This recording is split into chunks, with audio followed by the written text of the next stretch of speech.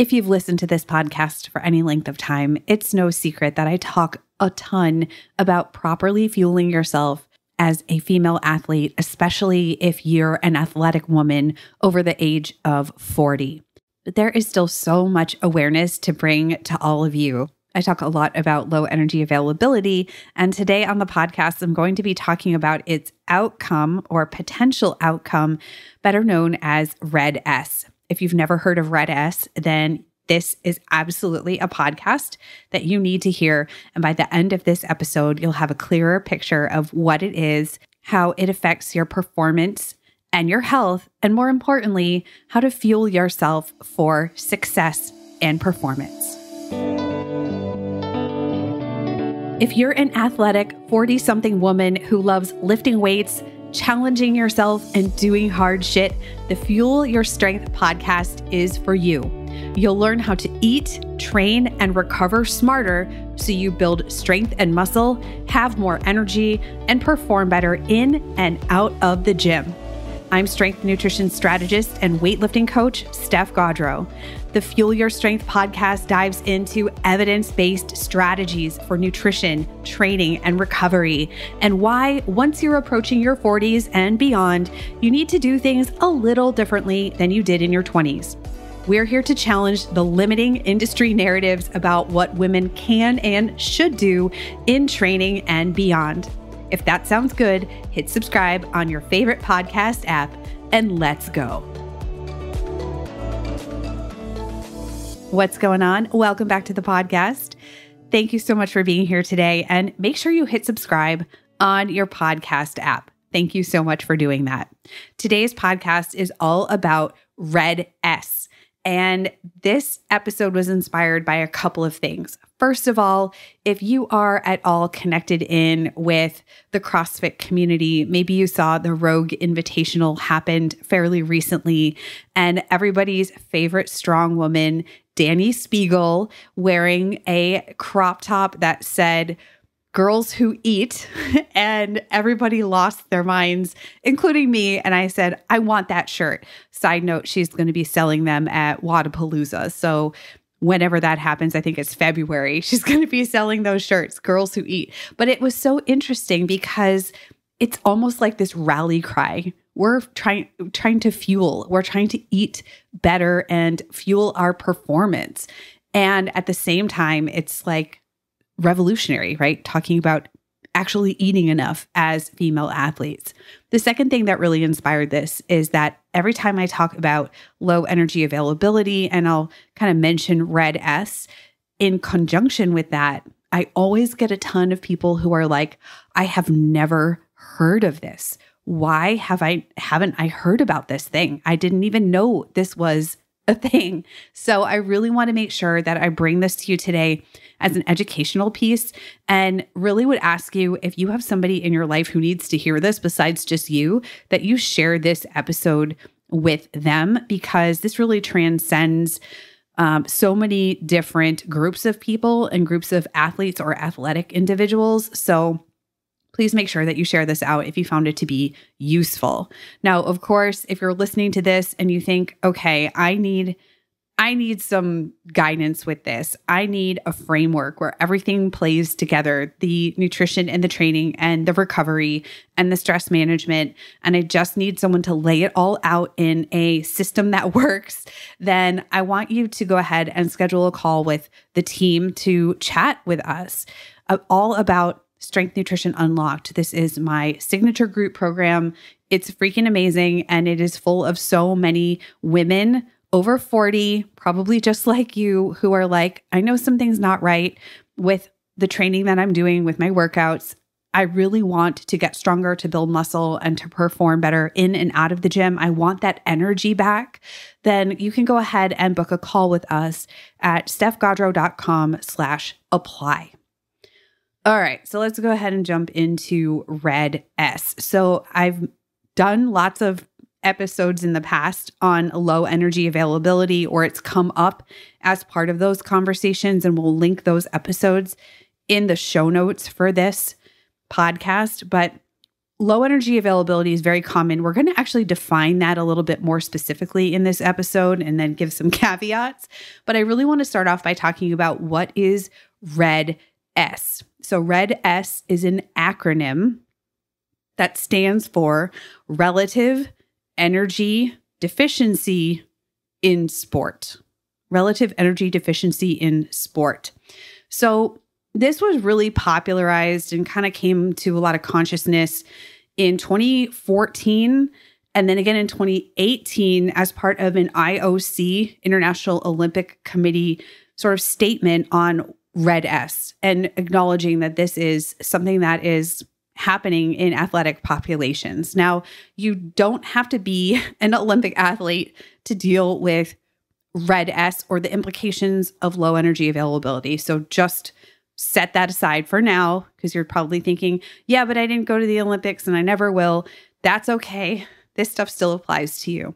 So RED-S is a relatively new term, but you may have heard of a related and sort of nested idea called female athlete triad. Female athlete triad was first identified in 1992. So I'm 43. I graduated high school in 97. And a lot of you who listen to this podcast are just a little bit younger or older than myself. And so you may have been a teen or young adult, maybe in college or college aged, when you first heard the term female athlete triad. Now, female athlete triad, as the name implies, triad, three things, was originally characterized by three main points. The first, amenorrhea, so the loss of menstruation. The second, osteoporosis. So this is reduced bone density. And then the third, disordered eating or disordered eating patterns, or in some cases, eating disorders. So that was the female athlete triad that was introduced or identified in 1992. So why is there a different name? Two reasons. First of all, it was elucidated through studies and research, and of course, people in the field working with all athletes, that this is not, that the implications of low energy availability are not just something that affects females.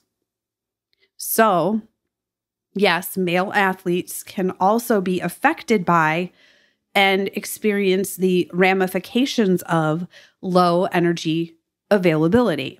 So, in a way, RED-S is much more inclusive and says that all athletes, all athletic individuals can really be affected by low energy availability. Now, of course, there can be differences in the reproductive implications, and there's actually some differences in terms of what are the cutoffs of low energy availability, and we'll mention those in a little bit.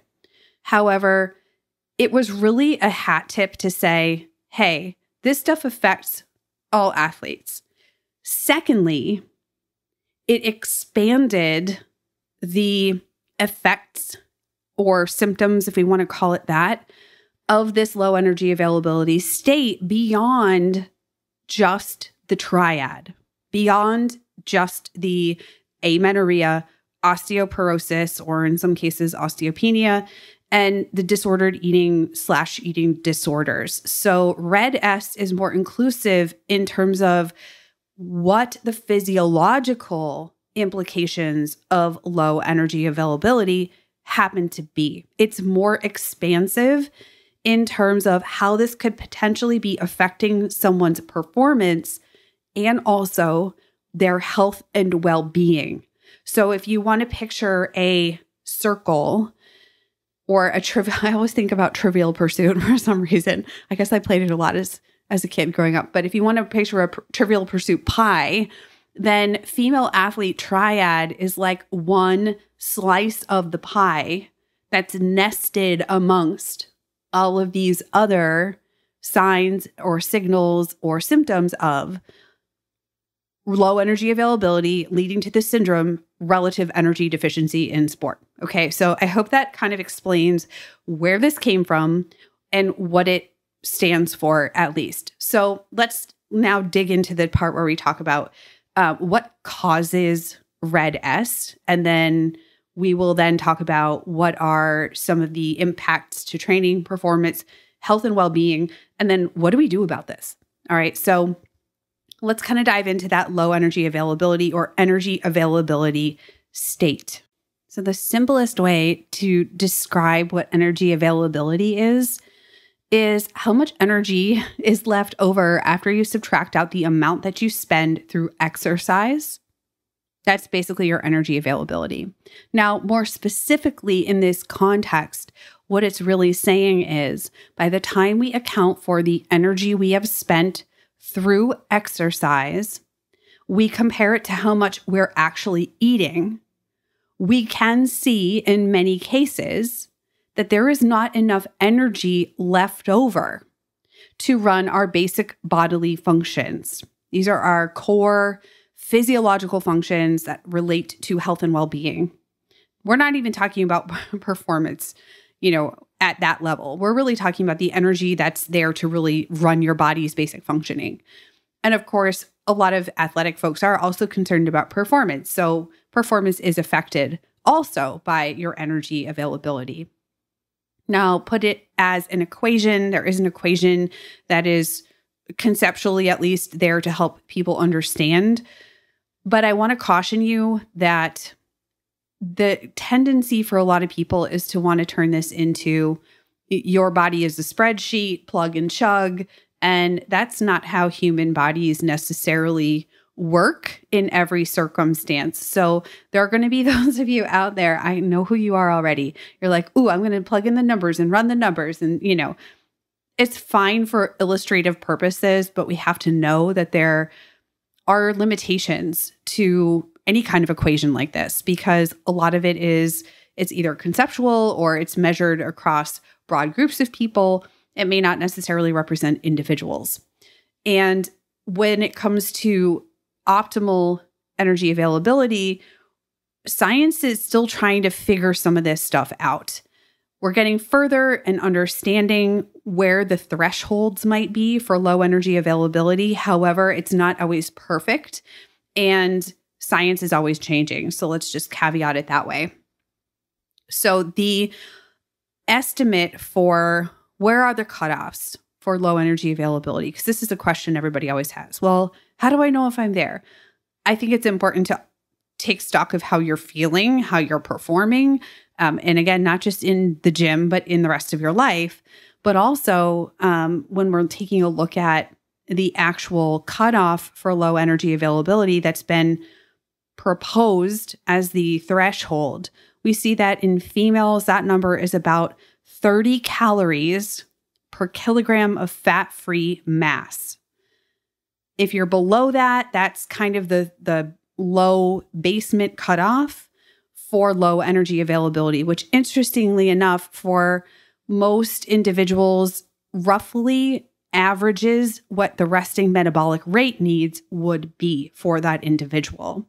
So that's very, very interesting. Males have a lower threshold, meaning low energy availability in males is a lower number, meaning oftentimes they can get away with slightly less energy intake before it becomes an issue. So this comes to play sometimes when I see women come to work with me and maybe they've followed advice from their trainer, or they were just copying their male partner's food log or something. I don't know, like they figured out their macros or whatnot. And they're like, I can't figure out why I feel like absolute dog shit and my partner is doing fine. Again, everybody's different. However, the female body, because of the influence of hormones and physiological differences, is less tolerant of that lower energy availability. We see all sorts of perturbances in, is that a word? Perturbances or perturbations in reproduction, and all of the things that we'll talk about here in a moment. But interesting to note, and I'm going to quote part of the IOC paper, and I'll also link that in the show notes.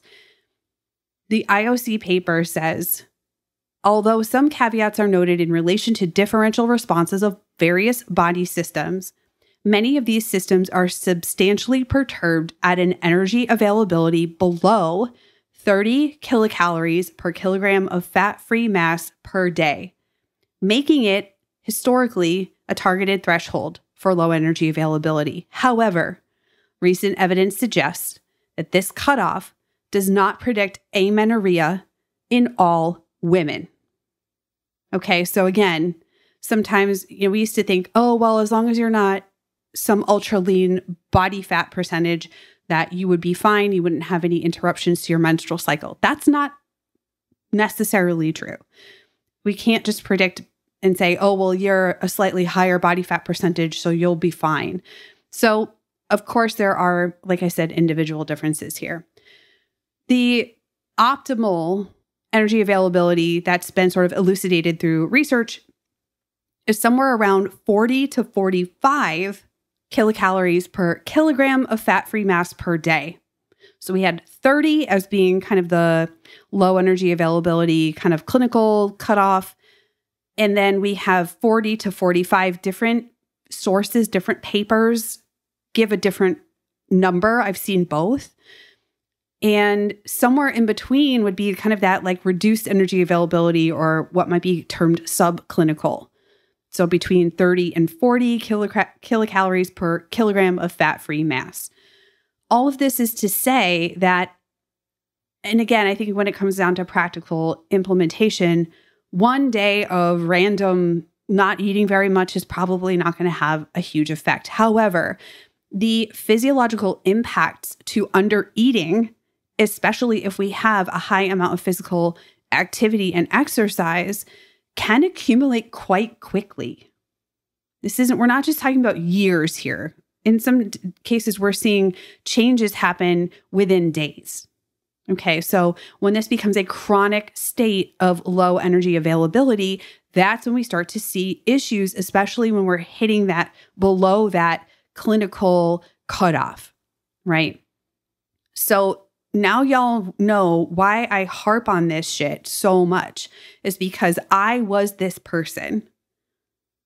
I was this person in a state of low energy availability, right? So this isn't just a nice like, oh, women need to eat more, or athletes should be fueling, and, some pie in the sky idea. These are scientific principles. This is sports nutrition 101 here. So it's really, really important that if we're out there, we're training hard, we want to perform at whatever our sport is or our physical pursuit. We have goals for ourselves. We want to build that muscle, because we're sure as shit not going to build muscle in a low energy availability state when our body is catabolic as fuck. Then we need to eat. And so this is why I am on this, and this is like probably the hill I will die on, is that we need to eat enough. We need to eat enough. Then there are some, of course, nuances past that, right? Like we need enough protein energy compared to carbohydrate and fat energy. There's a lot of stuff here. However, it's really, really important that we are at least getting enough caloric intake, not just to support, our squats and snatches in the gym, but so that our body is going to run optimally or run well, and we stay healthy. This isn't just we want to eke out the last 1 or 2% performance. This is a health and well-being issue. So let's kind of transition. What are some of the possible impacts to your training and your performance? So let's check off that first, and then we'll go and look at the other broader impacts to health. So when it comes to training and performance, what are some of the things that we can see from low energy availability? And what are some of the signs, I guess you can call them, of being at risk for red S? So first of all, we see things like reduced strength. I mean, we just cannot lift as much, or we We have reduced power output. We cannot go as quickly. We can't move as fast. Our muscles fatigue much more quickly. We're hitting a wall or bonking or just not able to complete the workout as expected. We often see that the actual size of our muscles starts to decrease. And this has to do with a lot of different things, including the effects of cortisol and, the reduced muscle protein synthesis that we're experiencing, especially if our protein intake is too low. So the ironic part in this is that as an endurance athlete, we were always had it drilled into our heads, power to weight ratio, meaning be really light and lean and small, but very powerful, very, very much able to go up hills quickly on a bike or run much faster or put the hammer down when we needed to. And the terribly ironic part about that is that when you are losing your muscle, oftentimes you will see your strength reduces and your power output declines. So chasing this excessive amount of leanness or making that the prize at all costs will often have a reduction or have a decline, have you seeing a decline in your performance. I experienced this absolutely firsthand. And I see this just in so many people. And I've talked on this podcast in the past, and I've brought it up a couple of times about female athletes in the Olympics and their teams, sports dietitians or coaches recognizing, hey, they're not eating enough. And they ate more. Particularly, I'm thinking of one of the Team USA. I think she's a heptathlete. And then also Team New Zealand, some of their rowing team, these women began to eat more and they got better at their sports. I mean, who knew, right? But seriously, right? We're seeing things like decline in muscle strength or muscle size. That is called atrophy, folks, right? Loss of muscle size is called atrophy. Atrophy is not what we want. So oftentimes we're seeing kind of this reduced energy availability or relative energy deficiency working against the exact goals that we're trying to accomplish by eating less. We do not recover as well. Again, we need energy for recovery. We have to replenish muscle glycogen. We have to get the process of muscle protein synthesis going so that we have an overall greater muscle protein synthesis rate compared to muscle protein breakdown, or else we're going to stay in a breakdown state. And when we cannot recover, we run the risk of overtraining, injury, including muscle and soft tissue like ligaments and tendons. Oftentimes you'll see more strains or overuse injuries.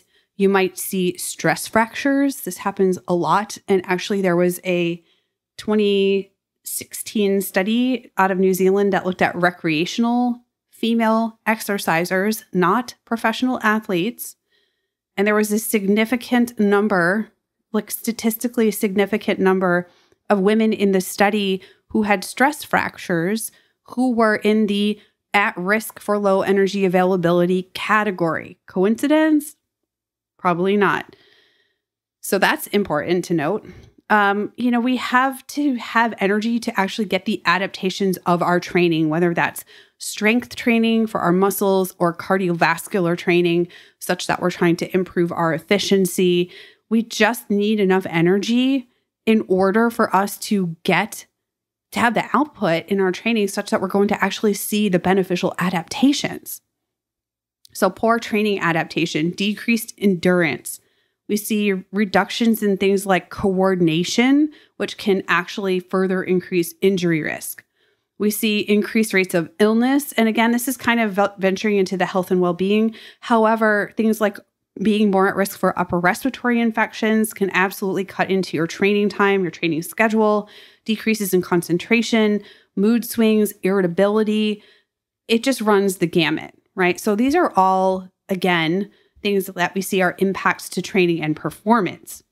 Now, what are the possible impacts to health and well-being? So if we zoom out and we look at some of these physiological symptoms / physiological processes, right? We said earlier that when we're in low energy availability, we are not eating enough such that we're spending a good portion of our energy intake on exercise, and there's not enough left over to run our basic bodily functions. So we see possible impacts to health and well-being, including endocrine function, so hormonal function, including issues with ovulation and menstruation in females. And that's a big one. It's a big, big one.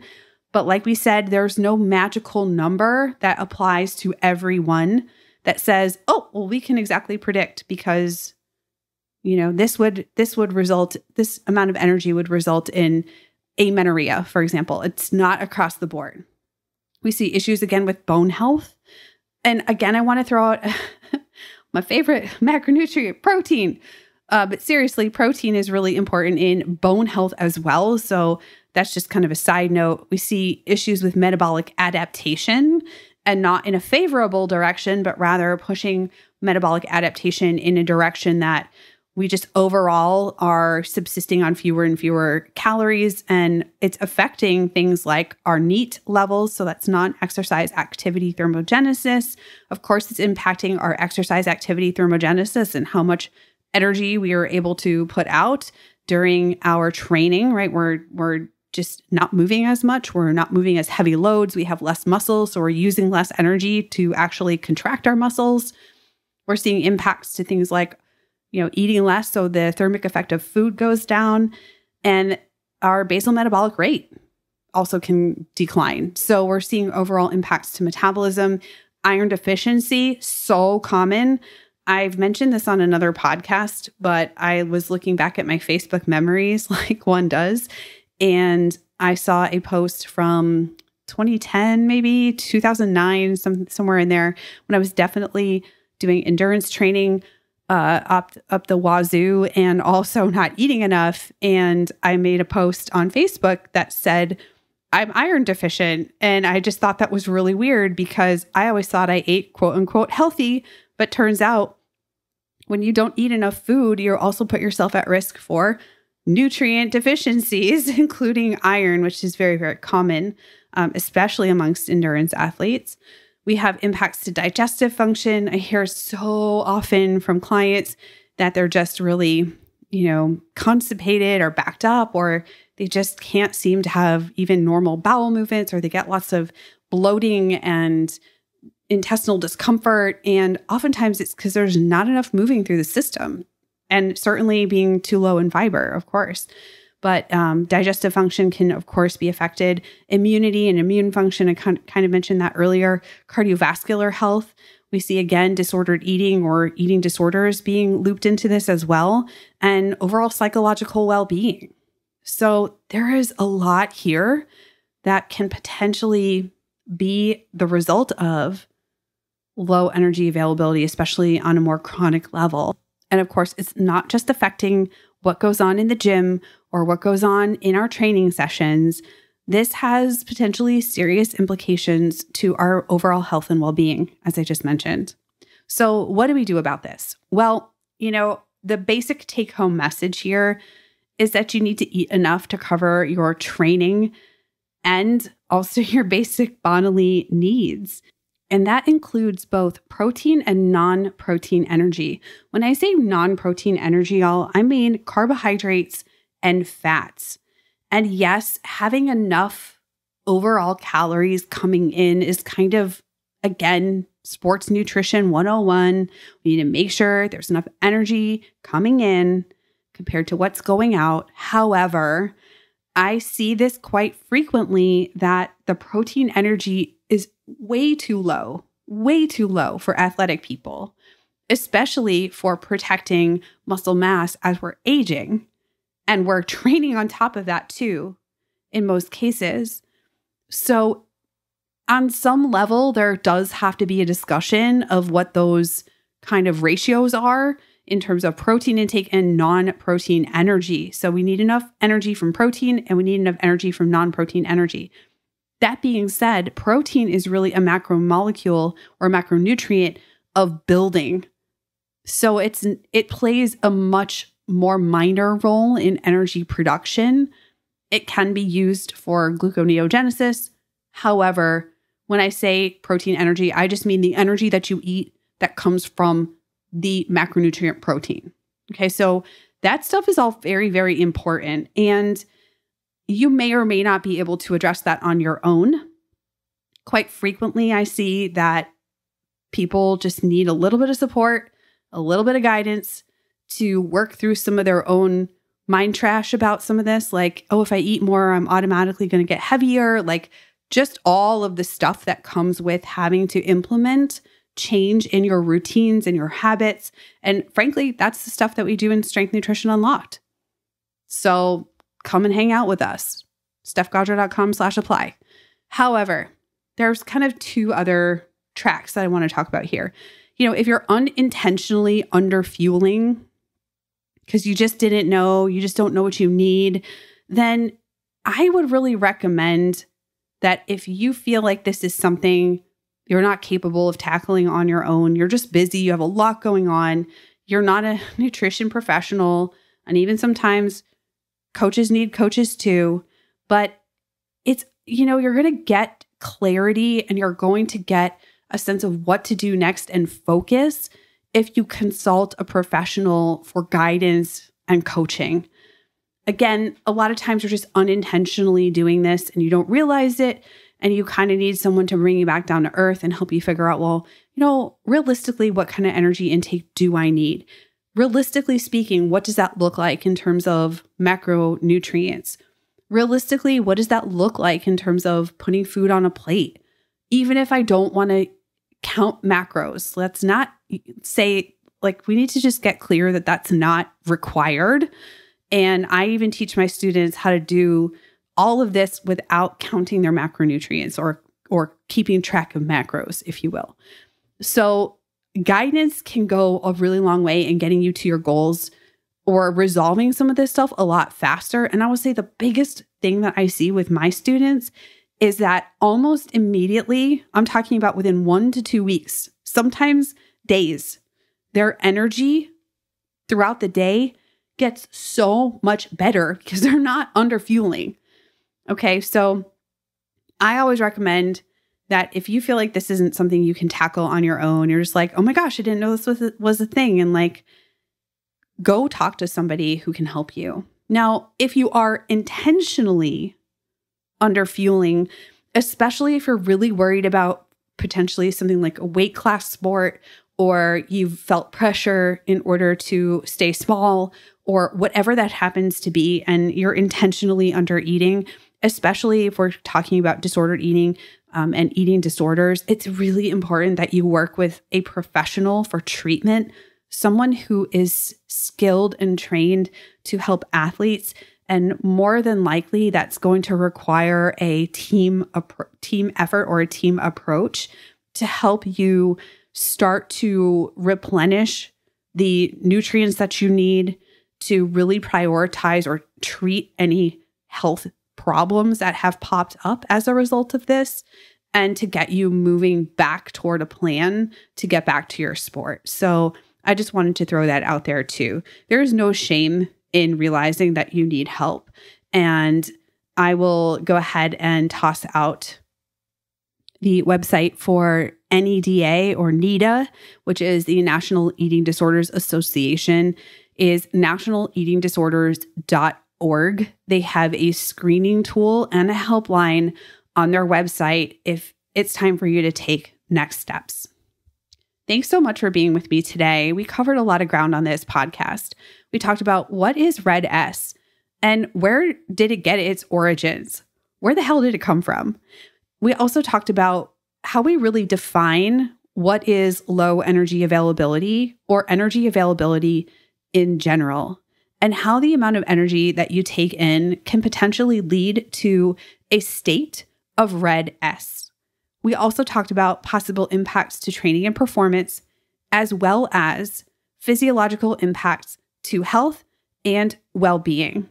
And then we talked about what to do if you suspect that you are in a state of low energy availability, or you just need guidance with how to properly fuel yourself for your performance, but overall for your well-being.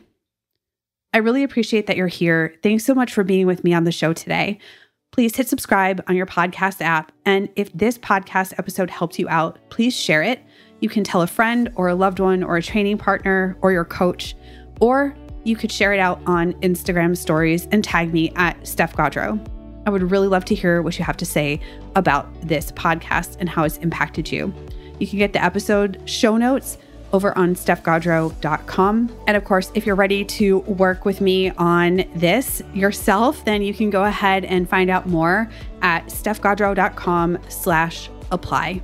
Thank you so much for being with me today on this really important episode.